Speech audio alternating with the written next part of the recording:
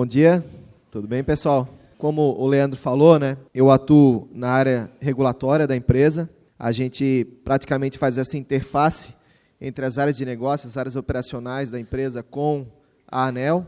É importante a gente trazer um pouquinho do contexto nacional, um pouquinho do que vem acontecendo no setor, né, porque ele interfere diretamente nos nossos desafios em relação à concessão. Falar propriamente quais são as métricas, os desafios, aí, os limites estabelecidos pela ANEEL. Falar um pouquinho também de como a Celesc se encontra frente às outras distribuidoras em relação a essas metas, esses objetivos, né, estabelecidos no contrato de concessão, e também um pouco da nova forma de fiscalização que a ANEEL vem adotando e como a gente vem se preparando em relação tanto ao atingimento dessas metas, e também um pouco de como que a gente vem se estruturando a nível de informações e tal, para que a gente possa até prestar contas para a ANEEL e tentar disseminar um pouco mais essas informações entre todos nós. Bem, o primeiro ponto, né, é falar um pouquinho sobre os desafios do setor e das distribuidoras.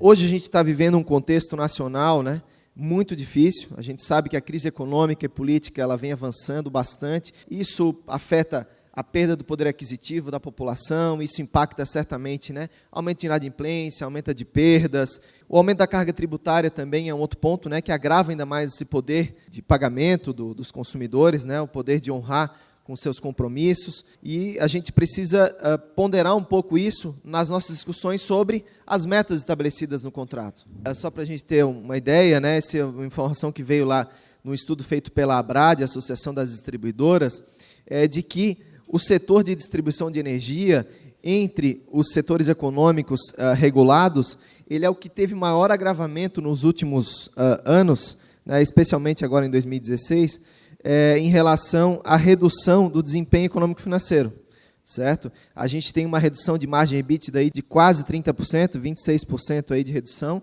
Então, isso gera uma dificuldade em gerir, né, em administrar e alcançar aquelas metas estabelecidas tanto em relação ao DECFEC quanto ao econômico-financeiro, como o doutor Ivo já falou, e eu vou mostrar mais adiante. Tem outros fatores, né, conjunturais aí do setor de distribuição que vem impactando muito a geração de caixa da empresa e a sustentabilidade econômica dela e a capacidade de ter recursos para fazer investimentos e, consequentemente, ter a melhoria no DECFEC, melhoria na qualidade do serviço, né? Uma delas é a gestão de energia. Tivemos em 2013 e 2014 um período de intensivos aportes financeiros das distribuidoras para a compra de energia. Isso gerou uma instabilidade econômico-financeira muito grande, a necessidade de captação de recursos, de financiamentos com instituições financeiras. Em 2015, a gente teve aquele impacto do realismo tarifário, que, né, teve uma elevação tarifária bastante expressiva, isso impactou também as distribuidoras. Em 2016, a gente veio um outro cenário de sobra de energia por conta de retração de mercado. Então, a questão da gestão da energia, da compra de energia, ela vem impactando muito o caixa das distribuidoras. Isso é um fator que dificulta muito também a gestão das metas da concessão. A inadimplência e a perda acabou sendo elevada por esses fatores econômicos, e a dificuldade de obter financiamentos também, até pela elevação do nível de endividamento que a empresa teve que passar. Um dos fatores é esse, né, em relação à gestão da energia. Entre 2013 e 2014, a gente teve um desembolso muito grande. Então, enfim, a equação começa a ficar mais complicada e a gente começa a ter um pouco mais de dificuldades de acesso a financiamentos. Bom, agora para exemplificar, né, então, só para se ter uma ideia, né, 2014 e 2015, ali no final do gráfico, vocês visualizam ali, né, que a gente teve um crescimento exponencial aqui muito grande dos custos com compra de energia, né, da ordem de 13 bilhões aí, em 2015, que foi o auge, né, do custo de compra de energia. Isso gerou uma situação muito complexa para as distribuidoras no contexto econômico-financeiro. Em 2016 já foi um fator diferente, né? Ou seja, a gente teve sobras generalizadas. Aqui não tem o nome das distribuidoras, mas aqui são todas as distribuidoras do país. A Celesc até não é uma das empresas que teve o maior nível de sobra de compra de energia, de sobrecontratação de energia. Nós ficamos aqui em torno de 106%. Né? Mas teve empresas com 125% de contratação de energia, sendo que a ANEEL só remunera na tarifa até 105%. O que sobra além disso, a empresa tem que pagar, o acionista tem que pagar. Então, isso é um outro fator complicador bastante para a geração de caixa e o resultado econômico. A inadimplência também vem aumentando muito no Brasil, né, nos últimos anos, especialmente por fatores econômicos, como eu já comentei. As perdas, do mesmo modo, a parcela não reconhecida na tarifa também vem aumentando muito, né? Aqui, dados de 2016, né, em torno de 1/4 das perdas de energia, especialmente as perdas não técnicas, aquelas decorrentes de furto e fraude, né, de energia, elas não têm tido reconhecimento tarifário, ou seja, a distribuidora acaba tendo um nível de perdas maior do que o que a ANEEL dá na tarifa, ou seja, do que é reconhecido na tarifa, regulatoriamente. A saúde financeira, em geral, diante de todos esses contextos, tem ficado cada vez mais complicada. Aqui um indicador econômico de sustentabilidade, que seria essa linha vermelha, ela vem sendo ultrapassada no segmento de distribuição, comparado com outros segmentos de transmissão e outros setores como gás canalizado, água e esgoto. Enfim, a gente vem tendo uma saúde financeira e econômica das empresas agravada de maneira geral. A gente sabe, tem as metas para serem alcançadas, aquele é o desafio do contrato de concessão, mas esses são fatores conjunturais que geram, que trazem ainda mais desafios, né, para a distribuidora, trazem ainda mais dificuldades para a distribuidora para alcançar aquelas metas, especialmente econômico-financeiras. Em contrapartida, o setor vem melhorando, de certo modo, a qualidade, especialmente nos últimos anos, mas com um nível de estabilização. Aqui a linha laranja é o DEC e aqui a cinza é o FEC, né? A linha pontilhada são as metas estabelecidas pela ANEEL. Então, a nível nacional, a gente vê que vem numa tendência sempre de melhoria, exigência de melhoria contínua, em contrapartida de que o setor, segmento de distribuição, ele vem tendo, nos últimos anos, uma estabilização, porém, né, traçou uma trajetória aqui de melhoria a partir de 2015, especialmente até por conta dos novos contratos de concessão, que trouxeram metas, né, desafiadoras, e que demandaram, na verdade, uma ação mais intensiva das distribuidoras em relação à melhoria da qualidade do serviço, né? Aí a pergunta que fica é assim, né, como a gente sustentar, né, enfim, ampliar essa capacidade de investimentos para manter a melhoria contínua dos serviços. A gente tem uma correlação direta entre investimento, né, que impacta o indicador econômico-financeiro, e a melhoria da qualidade do serviço. Então, uma equação que precisa ser bem equilibrada. Na verdade, então, assim, a gente tem tido uma exigência cada vez maior de qualidade do serviço pela sociedade e também pela ANEEL, claro, né, consequentemente. Isso gera uma necessidade constante de investimentos no sistema elétrico e, em contrapartida, nós temos um equilíbrio econômico-financeiro das distribuidoras que precisa ser respeitado, atendido, conforme as métricas que eu vou mostrar. Isso gera a necessidade de uma eficiência cada vez maior na gestão, ganhos de produtividade. Nós precisamos ser mais eficientes, isso é inevitável. Embora a gente possa trazer algumas discussões com o órgão regulador, como a gente já vem fazendo, vem levando as discussões, mas o órgão regulador tem acatado muito poucas das nossas argumentações, contribuições, e, de maneira geral, a gente acaba tendo que pensar em medidas para que a gente possa alcançar as métricas, né, as metas e os limites estabelecidos pela ANEEL. Aqui, só para a gente contextualizar, além de todo esse cenário macroeconômico, político e tal que nós vivemos vivenciando nos últimos anos, tem um contexto legal. Eu trouxe aqui só exemplificativamente uma comparação entre a regulamentação do setor de energia elétrica com o setor de telecom. Então, a gente vê a diferença de complexidade, né? O setor elétrico cheio de legislações, normas, enfim, aplicáveis, aqui são só as principais, né? E, em contrapartida, um marco regulatório de outros setores, não só o telecom, outros setores regulados, bastante mais simples, né? Então, isso gera uma complexidade tamanha que, ao longo do tempo, gera algumas consequências, né? E a gente tem visto, especialmente depois de 2012, com a medida provisória 579, né, que eu acho que todos conhecem, a gente vivenciou um cenário muito crescente, né, de muita dificuldade e instabilidade regulatória, com uma série de questões sendo necessariamente revistas pelo órgão regulador, com impactos reflexos em outras regras, em outras normas, que acabaram gerando, de certo modo, não vamos dizer um colapso, porque o setor ainda está, né, atuante, mas gerou um nível de complexidade ainda maior, um nível de judicialização muito grande, muitos agentes do setor indo à justiça para questionar uma série de questões, e ainda um outro fator complicador, que é a evolução tecnológica, né? A gente está vivenciando aí momentos disruptivos, aí, um avanço exponencial da geração distribuída, a geração fotovoltaica, solar, né? Enfim, os carros elétricos, como foi mencionado, uma série de questões tecnológicas que também geram uma reflexão da gente sobre o futuro da distribuição de energia, né? Os consumidores já sendo autoprodutores e tal, não precisando...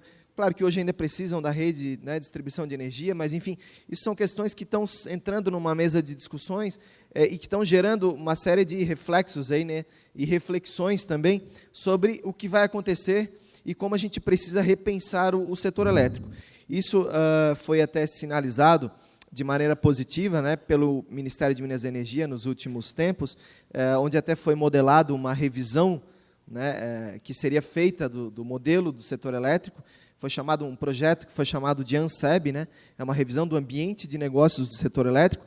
Ele acabou não avançando por uma decisão da diretoria da ANEEL, né? Porque ele foi concebido no modelo de um projeto de P&D e a ANEEL acabou entendendo que não se enquadraria, mas, mesmo assim, essa diretriz continua sendo traçada pelo Ministério de Minas e Energia e tem um grupo constituído recentemente para avançar com esse projeto. Aqui só para contextualizar, né, então eu já falei, mas como a gente avançar nesse processo, né, de rediscussão com o regulador, com o Ministério, enfim, a gente vem trabalhando bastante aí, né, com um diálogo junto à ANEEL, ministérios, junto às associações do setor, especialmente a ABRAD, né, trabalhando intensivamente alguns estudos que são feitos no âmbito de audiências públicas, dos projetos de lei, das medidas provisórias, enfim, todos aqueles instrumentos legais que são discutidos no Congresso Nacional, na ANEEL, enfim, a gente vem acompanhando e vem tentando influenciar nesses movimentos para que a gente possa traduzir da melhor forma possível a nossa realidade frente aos desafios que nos são colocados. Porém, como é importante lembrar, né, a gente nem sempre tem conseguido ser ouvido, o desafio é grande, né, por isso a gente sabe da realidade, sabe que nós temos condições peculiares, especificidades, nós estamos tentando trabalhar para avançar nisso, mas a gente precisa olhar para as métricas, olhar para os desafios e perseguir eles, independente dessas outras atuações, porque a gente não sabe exatamente até onde nós vamos conseguir avançar. Bom, sobre o contrato de concessão, né, vamos chamar de novo contrato, porque ele foi uma prorrogação por mais 30 anos, porém, praticamente um contrato totalmente revisto, né, um contrato novo, que foi assinado em dezembro de 2015, mas com vigência de julho de 2015 a julho de 2045, certo?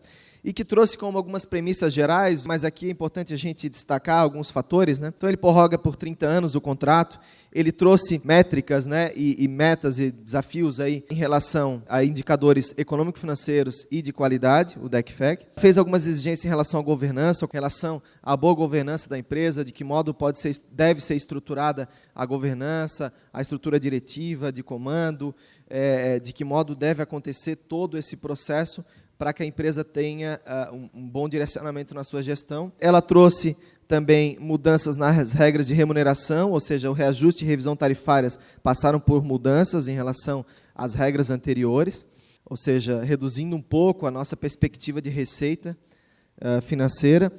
E, por fim, né, aqui um ponto de destaque, nós tivemos 35 cláusulas, temos subcláusulas.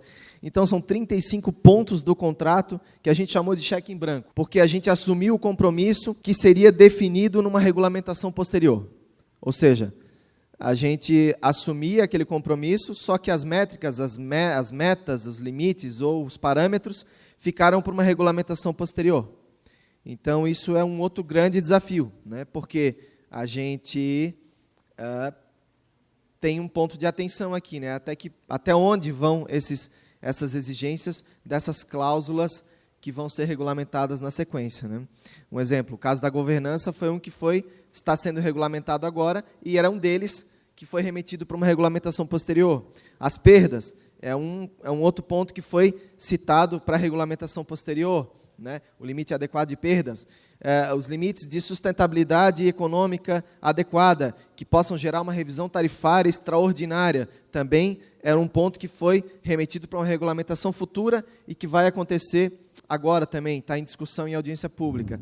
E em relação às metas, então, né, da concessão, é importante a gente lembrar quais são as consequências, né, basicamente, se a gente não cumprir os limites estabelecidos pelo contrato de concessão. Em relação ao DEC/FEC, é importante a gente lembrar que não é só até 2020 que existe uma exigência de cumprimento dos limites estabelecidos no contrato de concessão. Esses limites lá estão prefixados até 2020, mas vão ser revistos em 2020 para períodos futuros de 2021 até 2045. E, se não cumpridos, também geram a perda da concessão. O indicador de DEC/FEC, se não cumprido entre 2021 e 2045 por 3 anos consecutivos, também gera a perda da concessão. Mesma coisa acontece para o indicador econômico-financeiro, tá? Que, se não atendido em 2 anos consecutivos, também gera a perda da concessão. Então, é importante a gente ter isso em mente, que nem todo mundo tem esse conhecimento, de que não é só até 2020 o nosso desafio. Na verdade, o nosso desafio depois é manter, se a gente alcançar as metas até 2020, é manter as metas que vão ser estabelecidas também de 2021 em diante. Agora vamos para os números, né? Já foram até mostrados, mas aqui eu queria fazer um comentário em relação a essas duas linhas aqui, né? A verde é o DEC e o vermelho é o FEC. Essa trajetória aqui, que foi definida, ou essa diferença entre uma meta e outra aqui. O objetivo central estabelecido pela ANEEL até 2020 era praticamente ter uma convergência, ou seja, ela unificar a meta de DEC/FEC, iniciando em 2016, chegando em 2020, praticamente igualando as duas metas, a meta do contrato com a meta do ciclo. Ela deu uma folga a mais para a gente nos primeiros anos, ou seja, ela deu um tempo para que a gente desenvolvesse as ações necessárias para haver esse alinhamento lá em 2020. É importante só a gente fazer um comentário, né? Porque se falou muito naquela questão da trajetória da SEMAR, que foi utilizado como referência para estabelecer essa trajetória aqui, né, de convergência. Na época da audiência pública em que se discutiu isso, nós fomos à ANEEL, pessoalmente, fizemos uma exposição, documentamos, questionamos, porém a ANEEL não atendeu a nossa argumentação, e nós sustentamos também que a métrica utilizada pela SEMAR não deveria ser adotada para todas as distribuidoras, porque cada distribuidora tem a sua realidade, né? E a SEMAR, na época que conseguiu avançar naquela trajetória que foi utilizada como métrica para definir essa trajetória nossa, ela tinha passado recentemente por uma privatização e ela tinha um DEC de 40 horas no início da trajetória e, quando ela chegou no final, ela tinha um DEC de 24 horas. Então, assim, em linhas gerais, a gente tentou dizer para a ANEEL que, naquela época, a SEMAR saiu do péssimo e foi para o bom, e ela está querendo que as empresas que estão no bom tenham que ir para o ótimo na mesma curva de melhoria, né? A gente tentou dizer que isso não fazia sentido, porém, a ANEEL entendeu que era a única métrica que havia, como o doutor Ivo já falou, e que era um referencial que existia, e eles entenderam que era um adequado e era factível essa métrica, e acabaram adotando ela como a nossa trajetória de todas as outras distribuidoras. Então, só para contextualizar, né, porque foi um ponto que foi questionado, colocado aqui em discussão, né, e acaba importante a gente esclarecer que a gente vem atuando nesse sentido.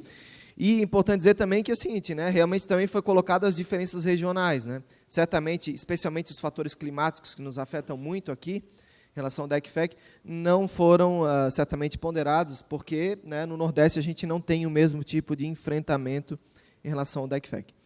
Bom, as principais diferenças entre o DEC do ciclo tarifário, né, e o DEC da concessão, o DEC do ciclo, ele serve para apurar as compensações na fatura do consumidor, do DIC, FIC e o DEMIC, né, que é a interrupção individual de cada consumidor. Ela serve de base para apurar as compensações, para o monitoramento de órgãos de controle. Um exemplo, né, nós somos questionados frequentemente por Ministério Público, Câmara de Vereadores, PROCON, enfim, vários órgãos, que quando vão questionar a gente ou questionar a ANEEL, a qualidade do serviço, eles vão nesse indicador e não no do contrato. As distribuições de dividendos e juros sobre capital próprio, né, têm uma limitação.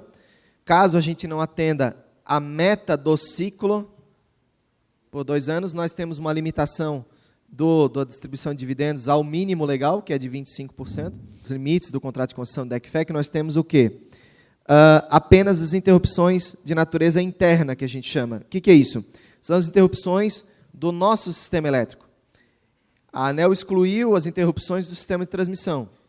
Então, as interrupções que são originadas lá na Eletrosul, por exemplo, nos nossos pontos de fronteira, elas não entram no cálculo, tá, da medição do DEC e o FEC para o contrato de concessão. E tem um fator, né, que é redutor, na verdade, são os expurgos, que eu vou comentar com vocês depois. Aqui a gente analisando como é que a Celesc veio desempenhando.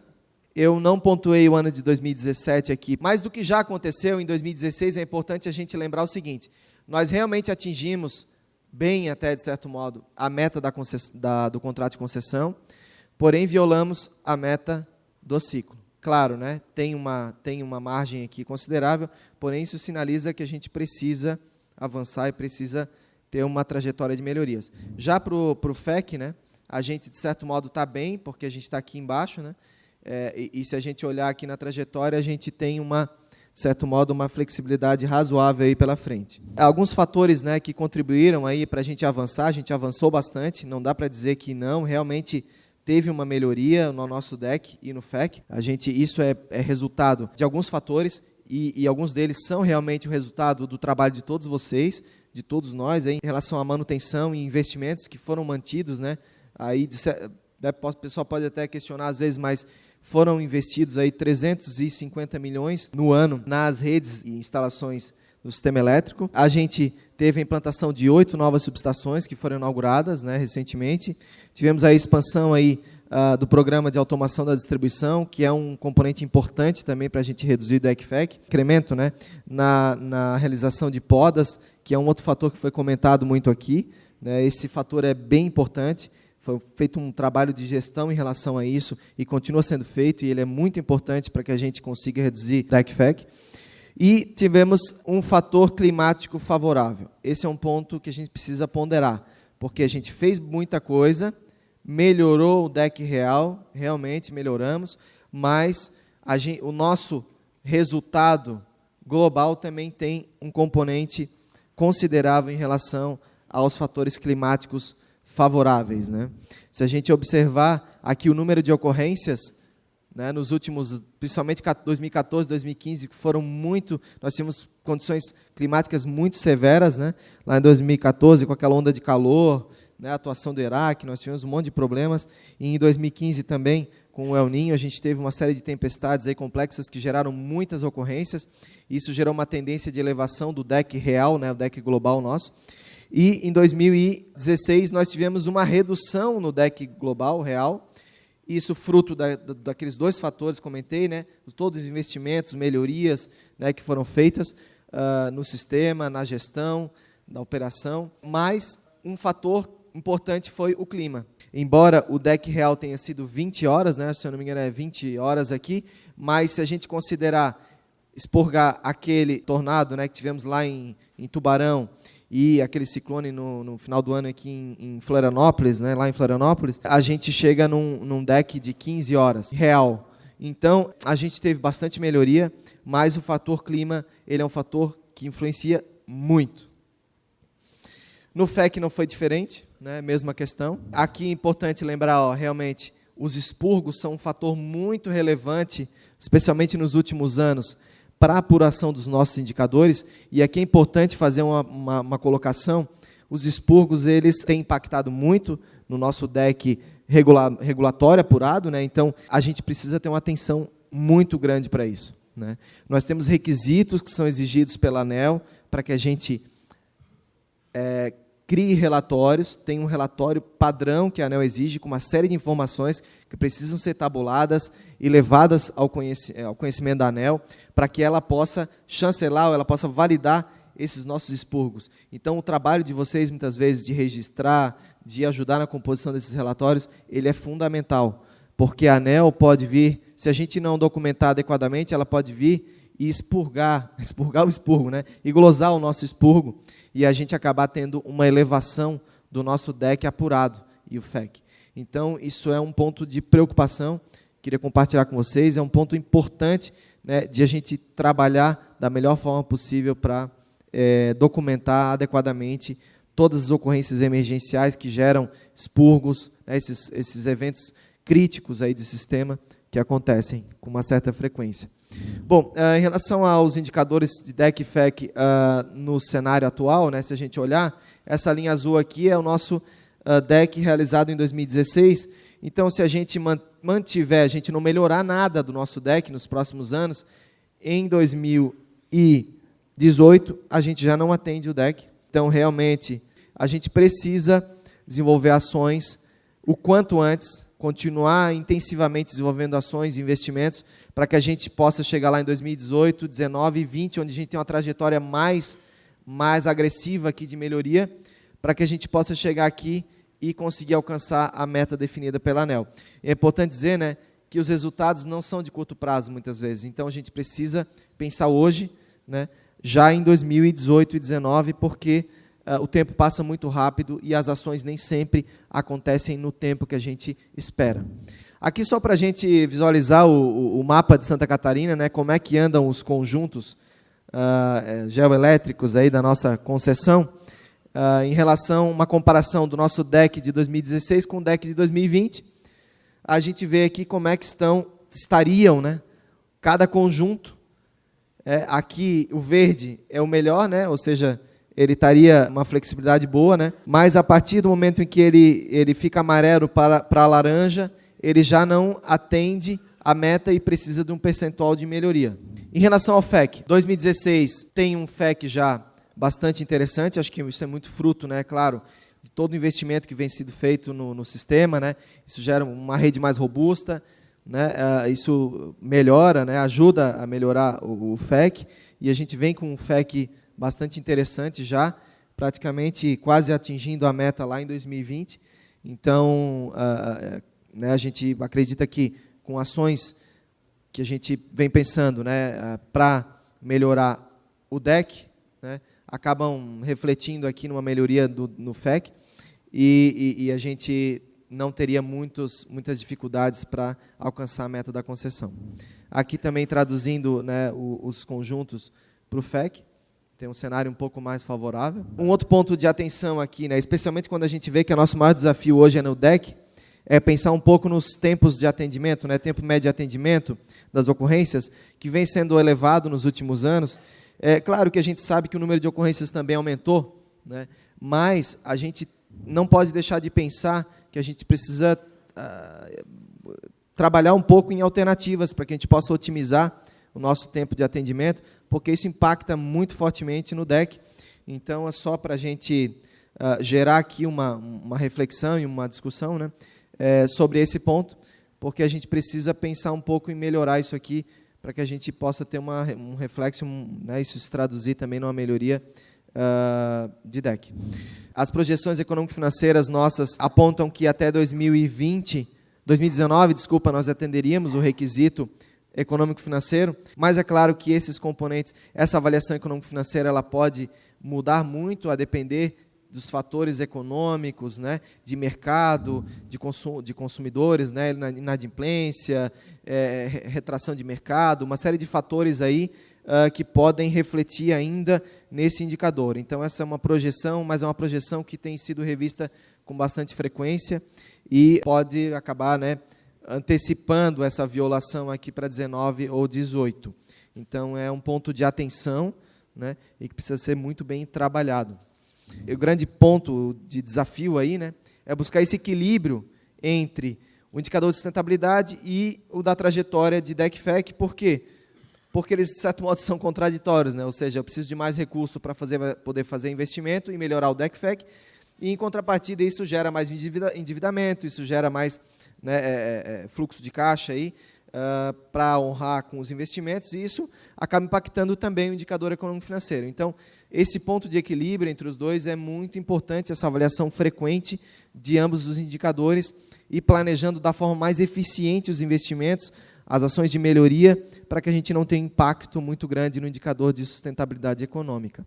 Basicamente é isso, né? Eu já falei aqui, a gente tem, de maneira bem simplista, né, manter, no mínimo, né, os investimentos, e, ao mesmo tempo, reduzir despesa operacional da melhor forma possível, da forma mais eficiente e produtiva possível. E, ao mesmo tempo, né, a gente precisa ter aqui, acho que um ponto importante, a gente refletir o papel de cada um, né, de cada um de nós, aí, dos empregados, em relação a esse processo todo, né?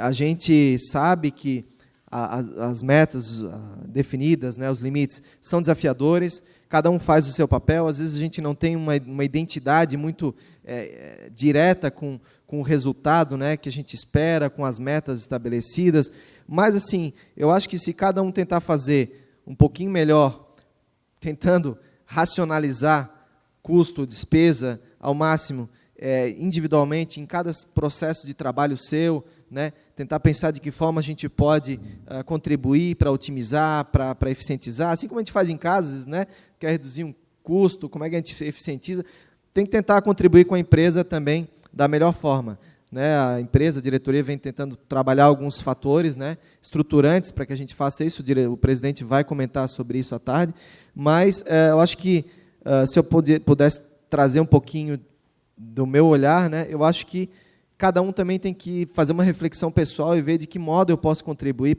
individualmente para que a gente chegue no resultado coletivo.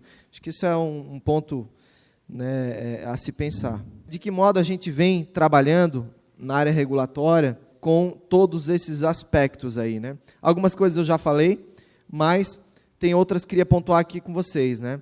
Na época da definição dos limites de DEC/FEC, também do nosso ciclo, que foram definidas no ano passado, a gente fez uma discussão ampla com a ANEEL, nós debatemos muito com ela uma série de fatores específicos de enfrentamentos da nossa área de concessão, falamos do nível de reflorestamento que nós temos, que nós somos o segundo estado do país com maior nível de reflorestamento, nós temos os problemas climáticos severos, né, que enfrentamos, raio, tempestades, vento.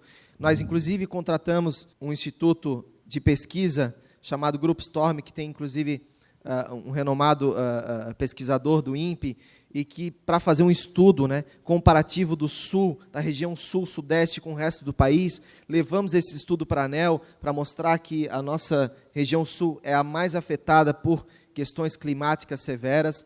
Isso tudo para quê? Para tentar fazer com que a ANEEL se sensibilizasse em relação às nossas especificidades e pudesse flexibilizar um pouco mais as metas de DEC/FEC, né? Mas ela reconheceu que o nosso trabalho foi bastante interessante, inclusive pediu dados lá, né, o contato com o pessoal até do Instituto, para eles avançar mais nesse trabalho. E, porém, naquele momento, ficaram amarrados à metodologia que já estava estabelecida e acabaram flexibilizando muito pouco as nossas metas estabelecidas. Porém, a gente continua trabalhando com o objetivo de influenciar a ANEEL, até com um projeto de P&D, que nós estamos iniciando agora, aprovado pela diretoria recentemente, justamente para discutir a metodologia que a ANEEL vai usar no próximo ciclo para estabelecer as metas de DEC/FEC, para que a gente possa capturar da melhor forma essas especificidades, e também fazendo algumas atuações até em nível de parlamentar, né, no Congresso Nacional. A gente recentemente apoiou também, acho que o Theo Leandro fez uma divulgação bastante ampla aí, né, que a empresa apoiou uma emenda, uma medida provisória, para que a gente pudesse levar de maneira legal, né, de maneira efetiva, num instrumento legal, numa lei, a possibilidade de a ANEEL analisar essas questões críticas climáticas, né, aqueles momentos severos de ordem climática que eventualmente possam acontecer, para que ela pudesse flexibilizar ou reavaliar algumas metas de DEC/FEC, porém, isso acabou sendo vetado pelo presidente, né, da República, e isso não avançou. A gente continua monitorando essas questões, mas, por hora, não conseguimos avançar ainda.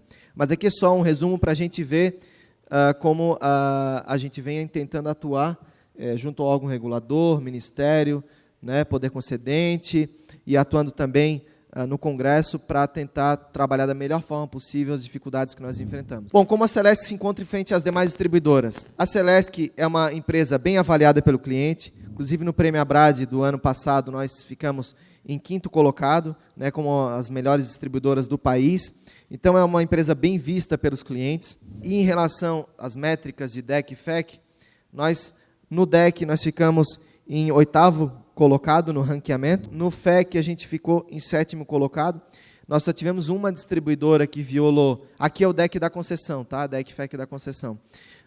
Só teve uma empresa que violou o DEC no ano passado, e o FEC, CPFL Sul Paulista. Se nós avaliarmos como é que são as perspectivas para os próximos anos das principais distribuidoras, nós vemos que algumas delas não alcançam as metas, tá? Apenas 4 distribuidoras não cumpririam o critério em 2017, se elas mantiverem o resultado de 2016. E em 2020, 30% não atendem o DEC e 27% não atenderiam o FEC, né? A Celesc, ela não atenderia o DEC em 2018 e o FEC só em 2020, como a gente já viu, né? A ANEEL ela vem trabalhando numa revisão do seu modelo de fiscalização. Ela antes tinha uma atuação mais punitiva e agora ela vem com um viés um pouco mais educativo, prospectivo, de diálogo, né, e de composição. Porém, com um nível de exigência bastante intenso. Ela trouxe esse novo modelo de fiscalização que ele é pautado no quê? No monitoramento constante de indicadores da distribuidora, onde quando há uma tendência de degradação de determinados indicadores de qualidade técnica, comercial, econômico-financeiro, vários indicadores, ela faz um alerta, ela faz uma análise, uma ponderação e um alerta para a distribuidora dizendo o seguinte: olha, você está com uma tendência de não atender o indicador e eu preciso que você faça um plano de melhorias. Aí ela apresenta uma proposta, né, um relatório, você tem que mandar uma proposta para ela, para que a gente faça um ajustamento, quase como se fosse um ajustamento de conduta, só que, inclusive, a Celesc está passando por isso agora, nesse momento, de quase assinar um plano de melhorias, só que esse plano ele é bastante desafiador, né, uma série de exigências que são trazidas pela ANEEL, e que, se não forem atendidas, geram, aí sim, uma penalidade, mas muito mais severa do que vinha sendo praticado antes. A ANEEL, então, tem tido vários painéis de acompanhamento, até no site é divulgado dela, né, vários painéis de acompanhamento dos indicadores e tal.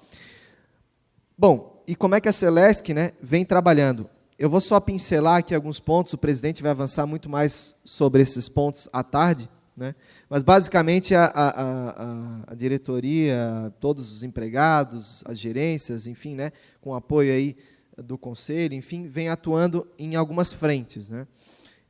E uma delas é traduzir os limites estabelecidos no contrato de concessão para os nossos indicadores do contrato de gestão e acordo de desempenho. Isso é um ponto importante, porque aí a gente começa a ter uma cultura de, né, se identificar um pouco mais com os desafios, com as metas, né, que a gente tem em relação ao contrato de concessão. Um outro ponto, né, que é aquele desafio de a gente tentar racionalizar os custos, as despesas, é o orçamento OBZ, né? Então, isso está no nosso acordo de desempenho também, contrato de gestão, atender os orçamentos estabelecidos com base na métrica do OBZ. Os programas de eficiência operacional, que vem com o objetivo também de racionalizar custos, né, e gerar mais receita. A gestão financeira, né, objetivando manter níveis aí adequados de endividamento, ou seja, buscando racionalizar da melhor forma possível os endividamentos quando eles são necessários. Diversas ações aí, né, que eu acho que o presidente vai detalhar bem mais isso à tarde, visando aí a otimização de custos operacionais, né, provisões, benefícios fiscais, previdenciários, enfim, uma série de ações aí buscando potencializar, né, mitigar aí as despesas da empresa, né, reduzir custos. Também ações para elevação de receita, né, e trabalhando as perdas, inadimplência e outros fatores aí que possam agregar mais receita para a distribuidora. E também a manutenção aí de níveis de investimentos aí para melhoria da qualidade, né? Esse é um fator bem importante para que a gente possa garantir um indicador de qualidade, e a diretoria vem trabalhando nessa linha de manter esses investimentos. E, por fim, como que a Celesc vem se estruturando para o acompanhamento dessas metas, né, do contrato de concessão. Ou seja, como que a gente vem tentando trocar ideias, debater, né, enfim, fazer com que a gente tenha o melhor nível de informação possível e até se preparar para que a ANEEL eventualmente venha nos cobrar informações e relatórios, enfim. Então, a gente tem lá, né, o concessômetro, que eu não sei se todos já viram, mas está lá na Celnet, lá na página principal. Nós, lá, né, tem uma série de pontos destacados, né, sobre a concessão. Então, se puderem visitar lá, é bem interessante. Nós temos também o acompanhamento diário aí, né, e relatórios também das ocorrências do sistema elétrico, ou seja, para que a gente possa planejar e ver como é que está evoluindo o DEC/FEC da empresa. Então, isso é um fator bem importante também, para que a gente possa prever as ações que precisam ser tomadas, às vezes de curto prazo. Temos aí reuniões, né, estratégicas e periódicas, temos aí até uma comissão definida para discutir como que vai estar evoluindo os indicadores de DEC/FEC, especialmente, né, como é que eles estão com uma projeção de evolução em relação aos investimentos que estão sendo feitos, as melhorias de processos. Temos aí um treinamento na Celnet também, né, em relação, não sei se vocês já fizeram, mas tem um treinamento lá na Celnet em relação às metas do contrato de concessão, é bem interessante, se puderem fazer também, só deixa eu passar aqui, né, tem lá o curso sobre a prorrogação de concessão. Temos aí também uma gestão dos indicadores do acordo de desempenho, né, e o programa de eficiência operacional. Temos um monitoramento da evolução frente às demais distribuidoras, né, um benchmarking que está sendo trabalhado lá pela diretoria de planejamento, uma avaliação de comparação, ou seja, para que a gente veja como é que nós estamos em relação às outras distribuidoras, está com algumas apresentações que estão sendo feitas aí pela diretoria de planejamento, isso é um fator bastante importante também. O monitoramento aí da evolução frente às outras distribuidoras, desculpa, já falei. E, por fim, a projeção econômico-financeira constante, né, da controladoria, ou seja, você está reavaliando constantemente como é que está evoluindo o seu indicador econômico-financeiro, para que você possa, eventualmente, fazer alguma medida de ajuste conforme seja necessário.